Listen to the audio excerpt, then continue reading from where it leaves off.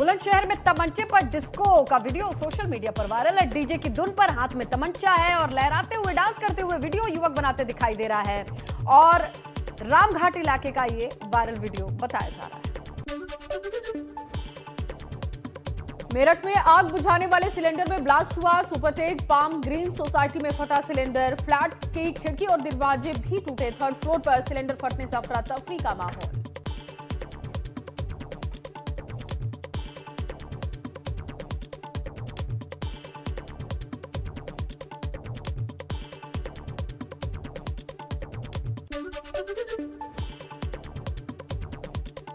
गोरखपुर की STF unit को मिली बड़ी सफलता। बस्ती से अपहरण किया गया 13 साल का मासूम किया गया बरामद। 2 किडनैपर भी गिरफ्तार। 50 लाख की मांगी थी रंगदारी।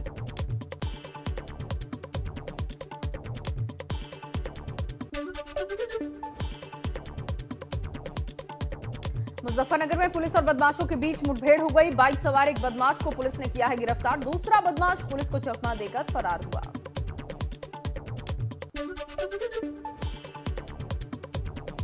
सिविल लाइन थाना पुलिस ने मुखबिर की सूचना पर बदमाशों को घेरा। घायल बदमाश को इलाज के लिए अस्पताल में कराया गया भर्ती। मौके पर पुलिस ने एक बाइक, तमंचा, कारतूस भी किया बरामद। आगरा में भी पुलिस और बदमाशों के बीच मुठभेड़ हो गई। गैंगस्टर एक्ट के मामले में फरार चल रहे 15,000 के इनामी पवन को लगी है गोली। घायल बदमाश को अस्पताल में करवाया गया दाखिल।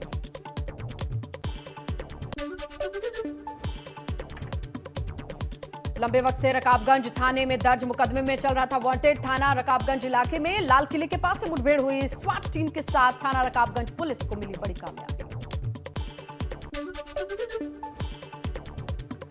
हापुड़ में पुलिस ने फर्जी आधार कार्ड तैयार कराकर भारतीय पासपोर्ट बनवाने वाले 2 आरोपियों को किया है गिरफ्तार। 3 पासपोर्ट और 1 आधार कार्ड की कॉपी भी बरामद हुई।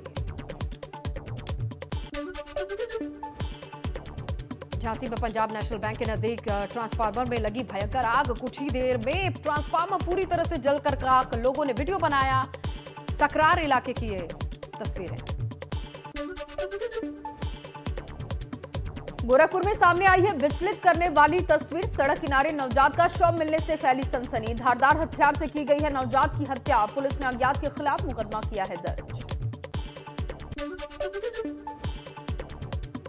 भीषण गर्मी ने कानपुर में 7 साल का रिकॉर्ड तोड़ा। शुक्रवार को पारा 44.3 डिग्री तक पहुंचा। 2015 के बाद इतने ऊपर पहुंचा तापमान। मौसम विज्ञान ने कहा 5 मई तक जारी रहेगी हीट वेव। भीषण गर्मी, इस हफ्ते पारा 45 डिग्री के पार जाने की संभावना। बरेली दौरे पर कैबिनेट मंत्री नंदगोपाल नंदी ने दलित परिवार के घर भोजन किया। कहा यूपी में 10 लाख करोड़ का हो रहा है इन्वेस्टमेंट। युवाओं को मिलेगा रोजगार। यूपी में आज हो सकता है बड़ा प्रशासनिक फेरबदल। 5 आईएएस ऑफिसर्स हो रहे हैं रिटायर। राजस्व परिषद को मिलेगा नया अध्यक्ष। मंडल और जिला स्तर के अफसरों का भी तबादला। आज हो सकती है लिस्ट जारी। उत्तराखंड में फिर से हुआ प्रशासनिक फेरबदल। पुलिस महकमे में 3 आईपीएस और 4 अधिकारियों के ट्रांसफर किए गए। एसपी अल्मोड़ा बने प्रदीप राय। एसपी उत्तरकाशी बने अपर्ण यदुवंशी।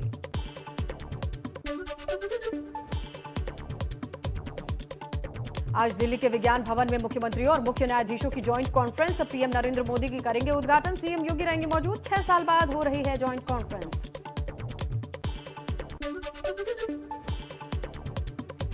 दिल्ली दौरे पर सीएम पुष्कर सिंह धामी। दिल्ली के विज्ञान भवन में मुख्यमंत्री और मुख्य न्यायाधीशों की ज्वाइंट कॉन्फ्रेंस में होंगे शामिल। पीएम नरेंद्र मोदी करेंगे उद्घाटन। सीएम धामी ने कर्मचारियों को समय से दफ्तर पहुंचने की नसीहत दी है। सीएम ने मुख्य सचिव को दिए हैं निर्देश। कहा अधिकारी कर्मचारी कार्यालय समय पर पहुंचे। बायोमेट्रिक अटेंडेंस की प्रक्रिया पूरे प्रदेश में हो शुरू। यूपी में लाउड स्पीकर हटाने को लेकर पूरी रिपोर्ट आज करनी होगी सबमिट। सरकार ने सभी जिलों से मांगी है रिपोर्ट। अब तक धार्मिक स्थलों से हटाए गए हैं करीब 37,000 लाउड स्पीकर। 54,593 लाउड स्पीकर की आवाज हुई है कम। अवैध निर्माण के खिलाफ मेरठ में आज सबसे बड़ा अभियान। विकास प्राधिकरण करेगा सबसे बड़ी कार्रवाई। 4 जोन के 16 सब जोन में चलेगा अवैध निर्माण के खिलाफ प्रशासन का बुलडोजर।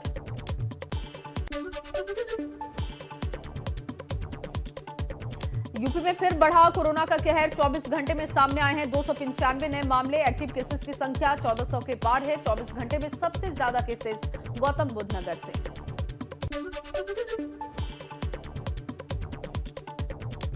गाजियाबाद के जिला कारागार डासना जेल में डिप्टी जेलर एके सिंह के नागिन डांस का वीडियो वायरल है। 2 अप्रैल को जागरण के दौरान जेलर ने नागिन डांस किया था। बदायूं में मामूली कहासुनी में जमकर चले लाठी डंडे। दबंगों ने गर्भवती महिला को नहीं छोड़ा। मारपीट का वीडियो सोशल मीडिया पर वायरल हुआ। उधौती थाना क्षेत्र के घनसोली गांव का ये पूरा मामला। सहारनपुर में जामा मस्जिद पर नमाज के बाद नमाजियों ने की नारेबाजी। अल्लाहू अकबर और नारा तकबीर के नारे लगाए। लाइव नारेबाजी की तस्वीरें सामने आई। एसएसपी आकाश तोमर ने हालात को बताया सामान्य। मथुरा पहुंचे डिप्टी सीएम केशव प्रसाद मौर्य ने वृंदावन स्थित हॉस्पिटल का औचक निरीक्षण किया। व्यवस्थाओं का जायजा लिया। 100 बेड के अस्पताल में मिली कमियों को जल्द ठीक करने के निर्देश दिए। फतेहपुर पहुंची केंद्रीय मंत्री स्मृति ईरानी ने मेडिकल कॉलेज का निरीक्षण किया। केंद्रीय मंत्री के साथ केंद्रीय राज्य मंत्री साध्वी निरंजन ज्योति भी मौजूद रही। जिला के अधिकारी मौजूद रहे। अधिकारियों के साथ बैठक के बाद छात्रों को टैबलेट बांटे गए।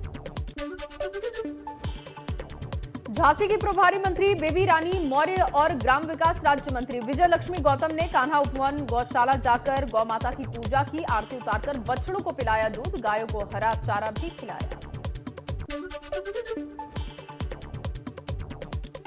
अयोध्या पहुंचे प्रदेश के जल शक्ति मंत्री स्वतंत्र देव सिंह ने सर्किट हाउस में विधायकों और भाजपा पदाधिकारियों की बैठक ली। जल शक्ति विभाग के अधिकारी भी बैठक में मौजूद रहे। स्वतंत्र देव सिंह ने कहा कि पीएम मोदी और सीएम योगी का सपना है हर एक घर को पानी देना। 2024 तक सभी को मिलेगा साफ पानी।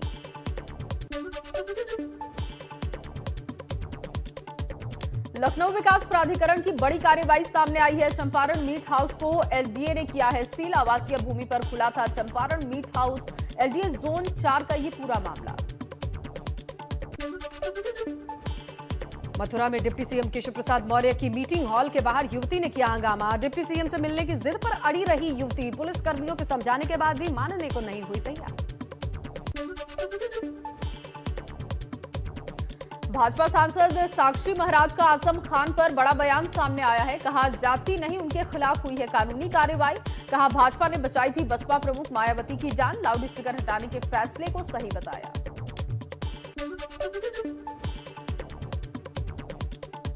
फर्रुखाबाद पहुंचे शिवपाल सिंह यादव का अखिलेश यादव पर बयान। सपा अध्यक्ष के बयान को बताया बचकाना। नया मोर्चा बनाने के सवाल पर बोले पहले आजम खान बाहर आए, जल्द लेंगे फैसला। मऊ में सदर विधायक अब्बास अंसारी ने किया जिला चिकित्सालय का निरीक्षण। जुम्मे की अलविदा नमाज पढ़ी। वहीं जिला प्रशासन ने उनके पिता बाहुबली मुख्तार अंसारी के करीबियों की संपत्ति की कुर्की की कार्रवाई पर बयान भी दिया। माफिया डॉन मुख्तार अंसारी को अभी नहीं मिली है जमानत। यूपी सरकार का जवाब दाखिल नहीं होने से टली सुनवाई। इस मामले में अब 13 मई को होगी सुनवाई। एटा में बाबा साहब भीमराव अंबेडकर की प्रतिमा खंडित की गई है। शरारती तत्वों ने बाबा साहब की प्रतिमा के दाहिने हाथ पर ईंट मारकर मूर्ति को किया है खंडित। मौके पर पहुंचे एसडीएम जलेसर अलंकार अग्निहोत्री ने गांव वालों को समझा बुझाकर मूर्ति को ठीक कराने के निर्देश दिए। खटीमा पुलिस की अवैध हथियार और नशे के खिलाफ चल रही मुहिम का असर दिखा है। अवैध तमंचा और 4 जिंदा कारतूस के साथ युवक को गिरफ्तार किया गया। पकड़े गए आरोपी के खिलाफ आर्म्स एक्ट में मुकदमा दर्ज। आरोपी भेजे गए जेल। गाजियाबाद के थाना ट्रॉनिका सिटी क्षेत्र में आटा मिल में लगी भयंकर आग। फायर ब्रिगेड की कई गाड़ियां मौके पर पहुंची, आग पर काबू पाया।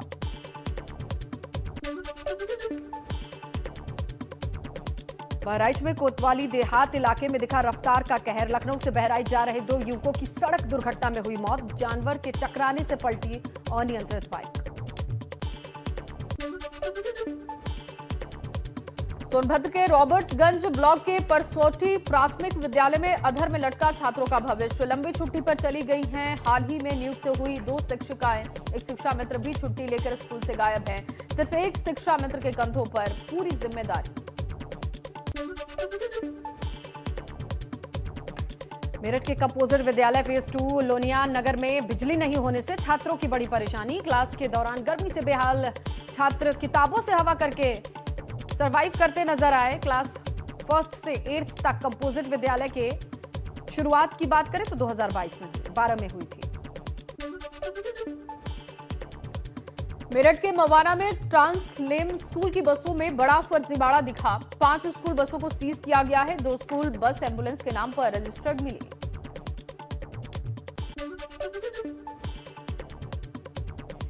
सहारनपुर रेलवे स्टेशन को बम से उड़ाने की धमकी देने वाला आरोपी वंश गिरफ्तार हुआ है। 4 दिन पहले सहारनपुर में एक रेल ऑफिसर को मेल कर बम से उड़ाने की धमकी दी थी। रेलवे स्टेशन पहुंचे अधिकारियों ने दिल्ली से आ रही ट्रेन से की थी सघन जांच। आरोपी ने कबूला कि मस्ती के लिए उसने धमकी भरा मेल किया था।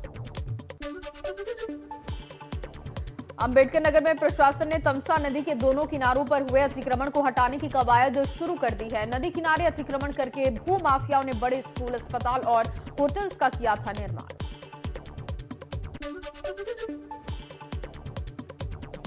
देहरादून में 4 धाम यात्रा को लेकर सचिवालय में शुरू हुई हाई लेवल मीटिंग। मुख्य सचिव एसएस संधू ने 4 धाम यात्रा को लेकर अधिकारियों के साथ मीटिंग की। बैठक में DGP commissioner Garhwal, DIG Garhwal और अन्य अधिकारी मौजूद रहे।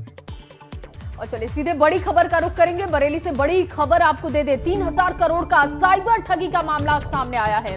साइबर थाने में पुलिस ने एक युवक को गिरफ्तार किया है। कोरोना के वक्त लोगों को रोजगार देने के नाम पर यह ठगी करता था। ऑनलाइन ई वॉलेट बनाने के नाम पर ठगी का खेल खेल रहा था और देश भर के हजारों लोगों को लगाया है करीब 3000 करोड़ का चूना। चाइनीज लोगों की सहायता से भारत में गैंग का संचालन हो रहा था। बिटकॉइन में पैसा किया जा रहा था कन्वर्ट और चीन में किया जा रहा था सारा पैसा ट्रांसफर। पुलिस ने नोएडा से साइबर ठग मंजारुल इस्लाम को किया है गिरफ्तार। अब इसका नेटवर्क कहां तक फैला है ये भी जानकारी जुटाई जा रही है। हालांकि प्रथम दृष्टया जो जानकारी सामने आई है उसके हिसाब से ये चाइना की सहायता से, चाइना का कोई गैंग था उसकी सहायता से ये पूरा खेल खेला जा रहा था। कोरोना के वक्त रोजगार देने के नाम पर ऑनलाइन ठगी का ये खेल शुरू किया गया था। 3000 करोड़ का चूना अब तक लगाया जा चुका है। अनूप इस वक्त हमारे साथ जुड़ चुके हैं। अनूप, देखिए एक बड़ा कनेक्शन जो चाइना का निकल कर सामने आ रहा है, उसके अलावा क्या जानकारी इस मामले में और आपके पास? देखिए, आपको बताऊं ये मामला 2021 में अक्टूबर में जब सामने आया, जब एक एफआईआर दर्ज करी गई। यहाँ की एक शिक्षिका है, उन्होंने एफआईआर दर्ज कराई। तब जब पुलिस ने शुरुआती दौर में इस मामले को इतना नहीं समझा था कि इस तरीके का मामला निकलेगा, इंटरनेशनल लेवल पे निकलेगा। और जब पुलिस ने इसमें छानबीन की, जांच पड़ताल शुरू की, तो पता चला कि इसके तार चीन से जुड़े हुए हैं और चीन के लोग चीन में बैठकर भारत के लोगों को फंसा रहे हैं और उनको करोड़ों, हजारों करोड़ों रुपए का चूना लगा रहे हैं। तो अगर हम बात करें भारत की, तो भारत में करीब 3000 करोड़ से अधिक का चूना लगाया गया है और इसमें हजारों लोग इन्वॉल्व हैं। हजारों लोगों का जो अकाउंट है उनसे रुपए निकाले गए, उनको लालच दिया गया नौकरी के नाम पर, रिचार्ज के नाम पर, कि आप इसको अगर इस लिंक को खोलेंगे इससे रिचार्ज होगा और इसके बाद आपको रोजगार मिलेगा, आप लोगों को रोज आगे बढ़ा सकते हैं ये मैसेज। और इस तरीके से लोगों के अकाउंट की डिटेल लेते गए और लाखों रुपए लोगों के अकाउंट से गायब होते चले गए। तो एक एक कर इससे पहले जब एक आरोपी को कुछ महीने पहले पकड़ा गया था, वो इस वक्त महाराष्ट्र की जेल में बंद है और उसके अकाउंट में एक महीने के अंदर 201 करोड़ के ट्रांजैक्शन हुए थे। उसके बाद जब पुलिस ने मंजारुल इस्लाम को गिरफ्तार किया तो 24 घंटे के अंदर 15 करोड़ से अधिक के ट्रांजैक्शन पाए गए। तो ये बड़ा मामला है इस तरीके के ट्रांजैक्शन। अब पुलिस ने जो अकाउंट की डिटेल्स निकलवाई है तो 700 पेज की, 24 घंटे की 700 पेज की डिटेल निकली है। उसके बाद अब पुलिस जो है साइबर क्राइम की, जो साइबर थाने की पुलिस है। बहुत शुक्रिया अनूप आपका तमाम जानकारी के लिए। आगे भी आपसे अपडेट लेते रहेंगे। आइए खबरों में आगे बढ़ते हैं। हीरोपंती 2 की गुरुवार रात मुंबई में स्क्रीनिंग रखी गई। कई बॉलीवुड सेलिब्रिटीज इस स्क्रीनिंग में शामिल हुए। इनमें एक टाइगर श्रॉफ की गर्लफ्रेंड दिशा पाटनी भी रही। दिशा पाटनी का स्क्रीनिंग में आने का एक वीडियो सोशल मीडिया पर वायरल हो रहा है।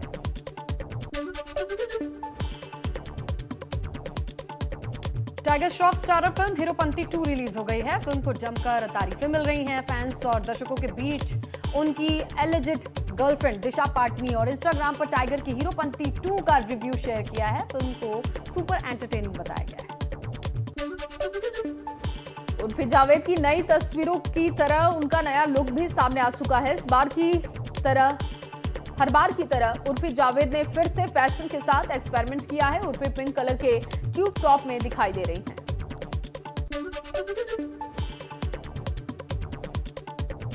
मलाइका ने इंस्टाग्राम पर अपनी कुछ पिक्चर शेयर की हैं जो वायरल हो रही हैं। ब्लैक ड्रेस पहने बहुत ग्लैमरस पोज करती दिख रही हैं। मलाइका हाल ही में उनका एक्सीडेंट हुआ था। एक्सीडेंट में माथे पर कुछ चोट आई थी।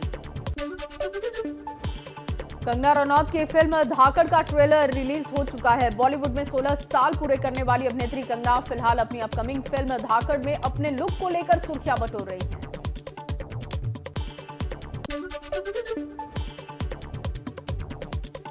टू 2022 की मच अवेटेड फिल्म में से एक आमिर खान, करीना कपूर स्टारर लाल सिंह चड्ढा पर आमिर खान की मां का रिएक्शन आया है। फिल्म के टेस्ट स्क्रीनिंग के बाद आमिर की अम्मी जीनत हुसैन ने इनमें से कुछ भी नहीं काटने की सलाह दी। कहा फिल्म भी अच्छी लगी, उनका काम भी। अभिनेत्री तापसी पन्नू भारतीय क्रिकेटर मिताली राज की बायोपिक करने जा रही हैं। तापसी फिल्म में मिताली राज की जर्नी दिखाने वाली हैं। वो उनके क्रिकेटर बनने का सपना दिखाने वाली हैं। शहनाज गिल जल्द ही सलमान खान की फिल्म कभी ईद कभी दिवाली से बॉलीवुड में डेब्यू करने जा रही हैं। खबर यह है कि सलमान की इस फिल्म में आयुष शर्मा के साथ शहनाज गिल मेन लीड होंगी। निर्माताओं की ओर से शहनाज को ऑफर दिया गया है। वो अपने अकॉर्डिंग फीस की डिमांड कर सकती हैं। फिलहाल वो एक पंजाबी फिल्म की शूटिंग कर रही हैं। शहनाज गिल की सलमान खान से मुलाकात बिग बॉस 13 के सेट पर। बॉलीवुड एक्ट्रेस और ग्लोबल सेलिब्रिटी प्रियंका चोपड़ा हाल ही में अपने लॉस एंजलिस मैंशन में चिल करती हुई दिखाई दी हैं। प्रियंका ने पूल में क्वालिटी टाइम स्पेंड किया और 90 के दशक की बॉलीवुड फिल्मों के गाने भी उन्होंने सुने। इसका वीडियो भी सोशल मीडिया पर वायरल हो रहा है। नो एंट्री साल 2005 में रिलीज हुई थी। अब इस फिल्म को लेकर एक बड़ा अपडेट सामने आया है कि मीडिया रिपोर्ट्स माने तो नो एंट्री सीक्वल में पहले पार्ट में पूरे कास्ट दिखाई देंगे और सलमान खान के अलावा फरदीन खान, अनिल कपूर, बाकी के सभी सितारे जल्द ही सीक्वल की शूटिंग शुरू कर देंगे।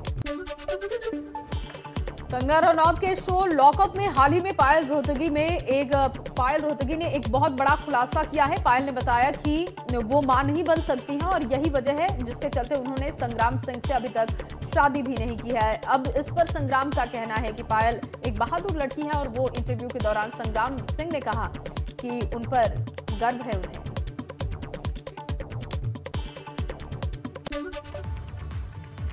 बात कुछ और खबरों की करते हैं। लाउड स्पीकर विवाद खत्म होने वाली मुहिम का आज आखिरी दिन है। अब सभी थानों की तरफ से लाउड स्पीकर पर एक्शन वाली रिपोर्ट भेजी जाएगी। हालांकि इस काउंटडाउन के दौरान भी operation loud speaker action mode में दिखा है। लेकिन अब बारी रिपोर्ट की है जो आज पेश होगी, जिससे साफ हो जाएगा कि लाउड स्पीकर वाली कसौटी पर कौन पास हुआ है और कौन। लाउड स्पीकर डाउन, खत्म हुआ काउंटडाउन।